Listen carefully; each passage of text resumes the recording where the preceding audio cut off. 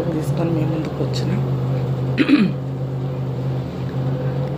బలవంతులైన వారిని సిగ్గుపరచుటకు లోకంలో బలహీనులైన వారిని ఏర్పరచుకొని ఉన్నాడు.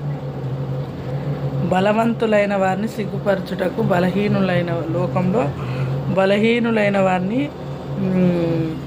ఏర్పరచుకొని ఉన్నాడు. అంటే ఎంత బలం ఉన్నా, ఎంత ధనం ఉన్నా దేవుడు లేనిది వ్యర్థమని దేవుని వాక్యం సెలవిస్తుంది.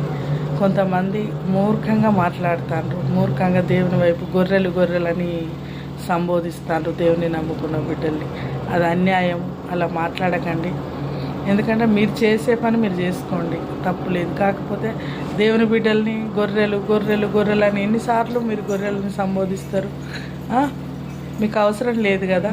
గొర్రెల వాళ్ళు మీరు మనుషుల్లాగా ఉండండి. గొర్రెలు ఎందుకు ప్రతిసారి విమర్శిస్తారు? అందులో మీకు వచ్చే లాభం ఏంటి? కొంచెం ఆలోచించండి. పార్వతమ్మ, కొంచెం నోరు జాగ్రత్త పెట్టుకో బిడ్డ.